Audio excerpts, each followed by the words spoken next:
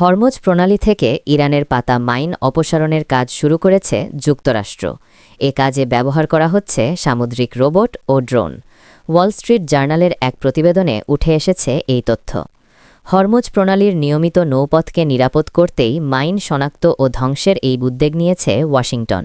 বিশেষজ্ঞদের মতে এই প্রচেষ্টা সফল হলে নৌপথে ইরানের একছত্র প্রভাব কিছুটা কমে আসতে পারে। শান্তি আলোচনার উদ্যোগ চলার মধ্যেই প্রণালীটিতে মার্কিন নৌবাহিনীর তৎপরতা জোরদার হয়েছে। সামুদ্রিক ড্রোন ও মানববিহীন যান ব্যবহার করে সমুদ্রের নিচে থাকা মাইন শনাক্ত ও অপসারণ করা হচ্ছে। এসব যন্ত্র পানির নিচে শব্দতরঙ্গ পাঠিয়ে তার প্রতিফলন বিশ্লেষণের মাধ্যমে সমুদ্রতল স্ক্যান করে। বিশেষজ্ঞরা বলছেন, আধুনিক এই প্রযুক্তি ব্যবহারের ফলে সীমিত এলাকায় অল্প সময়ের মধ্যেই মাইন শনাক্ত করা সম্ভব। এ কাজে বিভিন্ন ধরনের ড্রোন ব্যবহার করা হচ্ছে। কমন আনম্যান সারফেস ভেসেল ছাড়াও নাইফিশ ও কিংফিশ নামের সাবমেরিন ড্রোন হরমুজে সক্রিয় রয়েছে।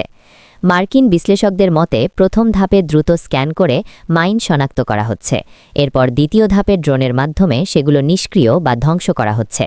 একটি ছোট কিন্তু নিরাপদ নৌপথ তৈরি করা গেলে সেখানে সীমিত আকারে জাহাজ চলাচল আবার শুরু করা সম্ভব হবে বলে আশা করা হচ্ছে। সম্প্রতি হরমুজ প্রণালীর নিয়মিত রুট অনিরাপদ হয়ে পড়ায় ইরান তেহরান নির্ধারিত বিকল্প পথ ব্যবহার করার পরামর্শ দিয়েছিল। তবে সেই প্রস্তাব মানতে রাজি নয় যুক্তরাষ্ট্র। তাই নিয়মিত নৌপথকে নিরাপদ রাখতে এই পদক্ষেপ নেওয়া হয়েছে।